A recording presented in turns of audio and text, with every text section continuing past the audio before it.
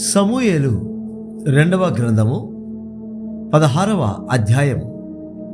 దావీదు కొండ శిఖరము అవతల కొంచెము దూరము వెళ్ళిన తరువాత మెఫీబోషెతు సేవకుడైన సీబా గంతలు కట్టిన 2 గాడిదలను తీసుకొని వచ్చెను. 200 రొట్టెలను, 100 ద్రాక్ష గెలలను, 100 అంజూరపు అడలను, ద్రాక్షారసపు తిత్తి ఒకటియు వాటి మీద వేసి ఉండెను. రాజు, ఇవి ఎందుకు తెచ్చితివని సీబాను అడుగగా, సీబా, గాడిదలు రాజు ఇంటివారు ఎక్కుటకును, రొట్టెలను, అంజూరపు అడలను పనివారు తినుటకును, ద్రాక్షారసము అరణ్యమందు అలసట నొందిన వారు త్రాగుటకును తెచ్చి తిననగా, రాజు, నీ యజమానుని కుమారుడు ఎక్కడనున్నాడని అడిగాను. అందుకు సీబా, చిత్తగించము, ఈవేళ ఇశ్రాయేలీయులు తన తండ్రి రాజ్యమును తనకు తిరిగి ఇప్పింతురనుకొని అతడు యెరూషలేములో నిలిచి ఉన్నాడనెను. అందుకు రాజు మెఫీబోషెతునకు కలిగినదంతయు నీదే అని సీబాతో చెప్పగా, సీబా, నా ఏలినవాడా రాజా, నీ దృష్టి యందు నేను అనుగ్రహము పొందుదునుగాక, నేను నీకు నమస్కారము చేయుచున్నాన. నేను రాజైన దావీదు బహూరీము దాపునకు వచ్చినప్పుడు సౌలు కుటుంబీకుడగు గెరా కుమారుడైన షిమి అనునొకడు అచ్చట నుండి బయలుదేరి వచ్చెను. అతడు వెంట వెంట నడుచుచు దావీదును శపించుచు, జనులందరూ బలాఢ్యులందరూ దావీదు ఇరు పార్శ్వముల నుండగా రాజైన దావీదు మీదను అతని సేవకులందరి మీదను రాళ్ళు రువ్వుచూ వచ్చెను.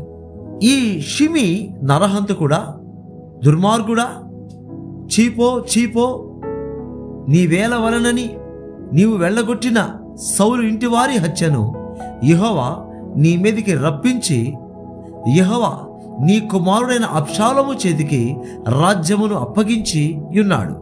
నీవు నరహంతకుడవు గనుకనే నీ మోసములో నీవు చిక్కబడి ఉన్నావని చెప్పి రాజును శపింపగా, సెరూయా కుమారుడైన అబీషై, ఈ చచ్చిన కుక్క, నా ఏలిన వాడవును రాజువు నగు నిన్ను శపింపనేలా? నీ చిత్తమైతే నేను వారిని చేరబోయి వారి తల ఛేదించి వచ్చేదన నేను. అందుకు రాజు, సెరూయా కుమారులారా, మీకును నాకును ఏమి పొందు? వారిని శపింపనేవుడి. దావీదును శపింపుమని యెహోవా వానికి సెలవేయగా, నీవు ఇలాగన నిందుకు చేయుచున్నావని ఆక్షేపణ చేయగలవాడెవడని చెప్పి అబీషైతోనూ తన సేవకులందరితోనూ పలికినదేమనగా, నా కడుపున పుట్టిన నా కుమారుడే నా ప్రాణము తీయ చూచుచుండగా ఈ బెన్యానీయుడు ఈ ప్రకారము చేయుట ఏమి ఆశ్చర్యము? వాని జోలి మానుడి. యెహోవా వానికి సెలవిచ్చినాడు గనుక వారిని శపింపనేవుడి. యెహోవా నా శ్రమను లక్ష్యపెట్టునేమో, వాడు పలికిన శాపమునకు బదులుగా యెహోవా నాకు మేలు చేయునేమో. అతడ దావీదును అతని వారును మార్గమున వెళ్ళిపోయారు. వారు వెళ్ళిపోచుండగా షిమి అతనికి ఎదురుగా కొండ ప్రక్కను పోవచ్చు అతని మీదికి రాళ్ళు విసరుచు ధూళి ఎగరగొట్టుచు నుండెను. రాజును అతనితో కూడా నున్న జనులందరూ బడలిన వారై యొకానొక చోటికి వచ్చి అలసట తీర్చుకొనేది. అబ్షాలోమును ఇశ్రాయేలు వారందరూ అహీతోపెలును యెరూషలేమునకు వచ్చి ఉండేది. దావీదుతో స్నేహముగా నున్న అర్కీయుడైన హూషై అను నతడు అబ్షాలోమునకు వచ్చి అతని దర్శించి, రాజు చిరంజీవి ఎగునుగాక, రాజు చిరంజీవి ఎగునుగాక అని పలుకగా, అబ్షాలోము, నీ స్నేహితుడికి నీవు చేయు ఉపకారం ఇంతేనా? నీ స్నేహితుడితో కూడా నీవు వెళ్ళకపోతివేమని అతని నడుగగా, హూషై, యెహోవాయును ఈ జనులను ఇశ్రాయేలులందరూ ఎవని కోరుకుందరో నేను అతని వాడనగుదును, అతని యుద్ధనే యుందును, మరియు నేనెవరికి సేవ చేయవలను? అతని కుమారుని సన్నిధిని నేను సేవ చేయవలను గదా. నీ తండ్రి సన్నిధిని నేను సేవ చేసినట్లు నీ సన్నిధిని నేను సేవ చేయుదునని అబ్షాలోమునొద్ద మనవి చేశాను. అబ్షాలోము అహీతోపెలుతో మనము చేయవలసిన పని ఏదో తెలుసుకున్నట్టుకై ఆలోచన చేతము రమ్ము అనగా, అహీతోపెలు నీ తండ్రి చేత ఇంటికి కావలి ఉంచబడిన ఉపపత్నుల యుద్ధకు నీవు పోయిన ఎడల నీవు నీ తండ్రికి అసహ్యుడవైతివని ఇశ్రాయేలులందరూ తెలుసుకుందరు. అప్పుడు నీ పక్షమున నున్న వారందరూ ధైర్యము తెచ్చుకుందరని చెప్పాను. కాబట్టి మేడ మీద వారు అబ్షాలోమునకు గుడారము వేయగా ఇశ్రాయేలులకందరికీ తెలియనట్లుగా అతడు తన తండ్రి ఉపపత్నులను కూడాను. ఆ దినములలో అహీతోపెలు చెప్పిన ఏ ఆలోచన అయినను ఒకడు దేవుని యొద్ద విచారణ చేసి పొందిన ఆలోచన అయినట్టుగా ఉండెను. దావీదును అబ్షాలోమును దానిని అట్లే ఎంచుచుండిరి. సమూయేలు 2వ గ్రంథము 17వ అధ్యాయం. దావీదు అలసట నొంది బలహీనముగా ఉన్నాడు గనుక నేను అతని మీద పడి అతని బెదిరించిన ఎడల అతని యుద్ధనున్న జనులందరూ పారిపోదురు. రాజును మాత్రము హతము చేసి జనులందరినీ నీ తట్టు త్రిపెదను. నీవు వెదకు మనిషిని నేను పట్టుకొనగా జనులందరూ వచ్చి నీతో సమాధాన పడుదురు గనుక నీ చిత్తమైతే నేను 12,000 మందిని ఏర్పరచుకొని పోయి ఈ రాత్రి దావీదును తరిమి పట్టుకుందునని అహీతోపెలు అబ్షాలోముతో చెప్పగా, ఈ బోధ అబ్షాలోమునకును ఇశ్రాయేలు వారి పెద్దలకందరికీ యుక్తముగా కనబడేను. అంతటా అర్కీయుడైన హూషై ఏమి చెప్పునో మనము వినున్నట్లు అతని పిలువ నంపుడని అబ్షాలోము ఆజ్ఞ ఇయ్యగా హూషై అబ్షాలోమునొద్దకు వచ్చెను. అబ్షాలోము అహీతోపెలు చెప్పిన ఆలోచన అతనికి తెలియజేసి, అతని మాట చొప్పున మనము చేయుదుమా చేయకుందుమా, నీ ఆలోచన ఏమైనది చెప్పుమని అతని అడుగగా, హూషై అబ్షాలోముతో ఇట్లా, నేను ఈసారి అహీతోపెలు చెప్పిన ఆలోచన మంచిది కాదు. నీ తండ్రియు అతని పక్షమున నున్నవారును మహాబలాఢ్యులనియు అడవిలో పిల్లలను పోగొట్టుకొనిన ఎలుగుబంట్ల వంటి వారై రేగిన మనస్సుతో ఉన్నారనియు నీకు తెలియను. మరియు నీ తండ్రి యుద్ధమునందు ప్రవీణుడు, అతడు జనులతో కూడా బస చేయడు. అతడేదో యొక్క గుహయందో మరి ఏ స్థలమందో దాగియుడను. కాబట్టి నీ వారిలో కొందరు యుద్ధారంభమందు కూలగా చూచి జనులు వెంటనే ఆ సంగతిని బట్టి అబ్షాలోము పక్షమున నున్నవారు ఓడిపోయిరని చెప్పుకొందరు. నీ తండ్రి మహాబలాఢ్యుడనియు అతని పక్షపు వారు ధైర్యవంతులనియు ఇశ్రాయేలులందరూ ఎరుగుదురు గనుక సింహము గుండె వంటి గుండె గలవారు సైతము దిగులు నొందుదురు. కాబట్టి నా ఆలోచన ఏమనగా, దాను నుండి బేర్షాబా వరకు లెక్కకు సముద్రపు ఇసుక రేణువులంతా విస్తారముగా ఇశ్రాయేలులందరినీ నలుదిశల నుండి నీ యొద్దకు సమకూర్చి నీవు స్వయముగా యుద్ధమునకు పోవలెను. అప్పుడు మనం అతడు కలబడిన స్థలములలో ఏదో ఒక దాని యందు అతని మీద పడుదుము. నేల మీద మంచుపడు రీతిగా మనము అతని మీదకి వచ్చినడలా అతని పక్షపు వారిలో ఒకడును తప్పించుకొనజాలడు. అతడు ఒక పట్టణములో చొచ్చినడల ఇశ్రాయేలులందరూ ఆ పట్టణమునకు త్రాళ్ళు తీసుకుని వచ్చి ఒక చిన్న రాయి అచ్చట కనబడకుండా దానిని నదిలోనికి లాగుదురు.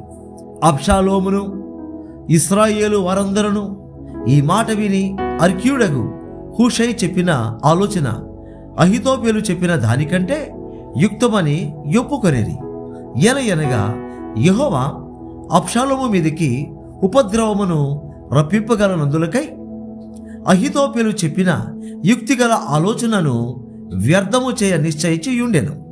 కాబట్టి హూషై అబ్షాలోమునకును ఇశ్రాయేలు వారి పెద్దలందరికీ అహీతోపెలు చెప్పిన ఆలోచనను, తాను చెప్పిన ఆలోచనను యాజకులకు సాదోకుతోనూ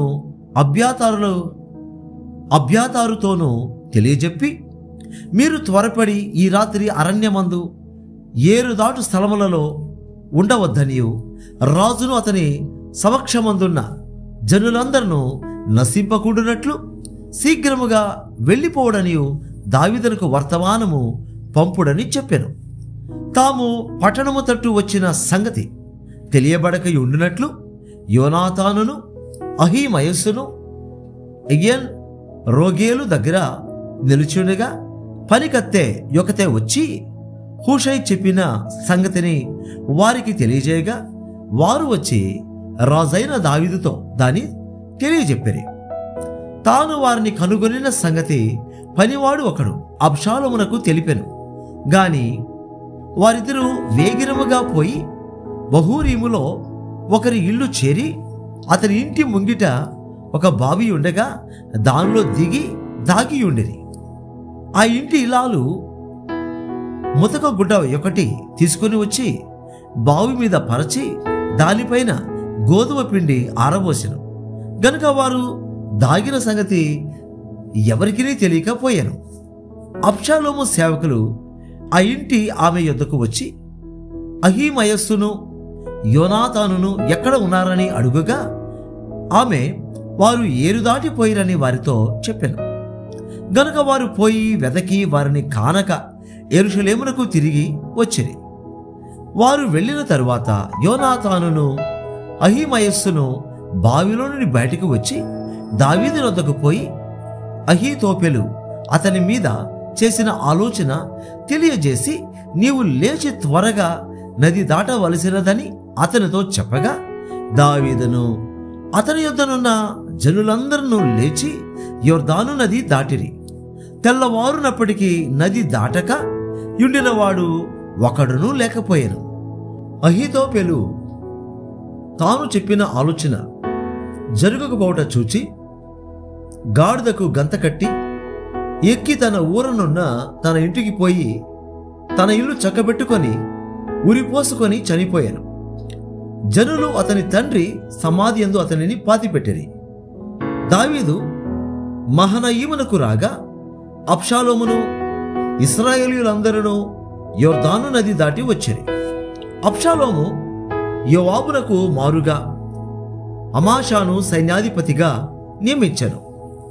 ఈ అమాషా ఇత్రా అను ఇశ్రాయేలీయుడు యోవాబు తల్లి అయిన సెరూయా సహోదరియగు నాహాషు కుమార్తె అయిన అబీగయీలు నొద్దకు పోయినందున పుట్టినవాడు.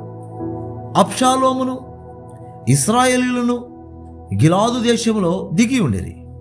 దావీదు మహనయీమునకు వచ్చినప్పుడు అమ్మోనీయుల రబ్బా పట్టణపు వాడైన నాహాషు కుమారుడగు గుషోబియును లోదెబారు ఊరివాడగు అమ్మూయేలు కుమారుడైన మాకీరును రోగెలీము ఊరివాడును గిలాదీయుడునైన బర్జిల్లయిము అరణ్యమందు జనులు అలసిన వారై ఆకలిగొని దప్పిగొని యుందురని తలంచి పరుపులు పాత్రలు కుండలు గోధుమలు యవ్వల పిండి వేచిన గోధుమలు కాయ ధాన్యములు చిక్కుడు కాయలు పేలాలు తేనె వెన్న గొర్రెలు జున్ను ముద్దలు దావీదును అతని యొద్దనున్న జనులను భోజనము చేటుకై తీసుకొని వచ్చిరి.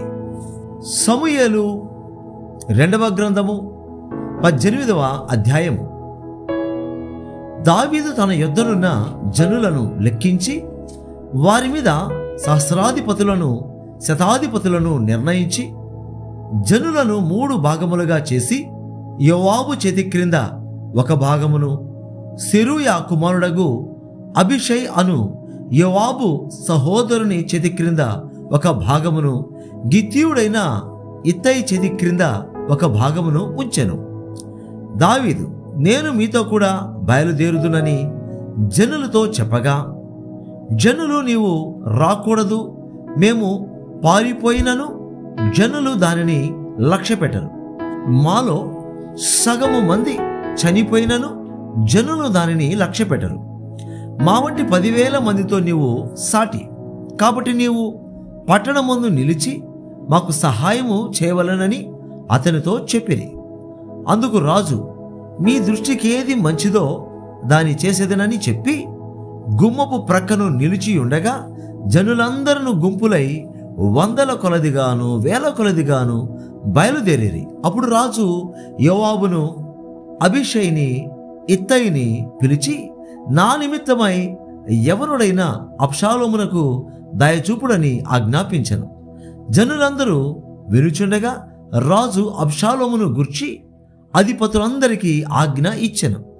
జనులు ఇశ్రాయేలు వారిని ఎదిరించుటకై పొలములోనికి బయలుదేరిన మీదట యుద్ధము ఎఫ్రాయిము వనములో జరుగగా ఇశ్రాయేలు వారు దావీదు సేవకుల ఎదుట నిలువలేక ఓడిపోయిరి.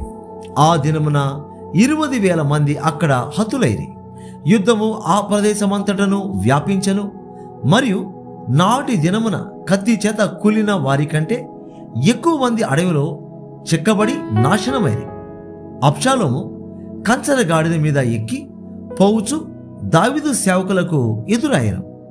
ఆ కంచర గాడిద యొక్క గొప్ప మస్తకి వృక్షం యొక్క చిక్కు కొమ్ముల క్రిందకి పోయినప్పుడు అతని తల చెట్టుకు తగులుకొనినందున అతడు ఎత్తబడి ఆకాశమునకును భూమికిని మధ్యను వ్రేలాడుచుండగా అతని క్రిందనున్న కంచర గాడిద సాగిపోయాను.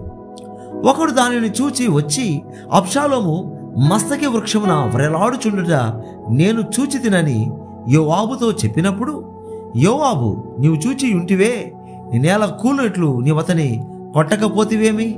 నీవతని చంపిన ఎడల 10 తులముల వెండియు ఒక నడికట్టును నీకిచ్చి ఉందినని తనకు సమాచారము చెప్పిన వానితో అనెను.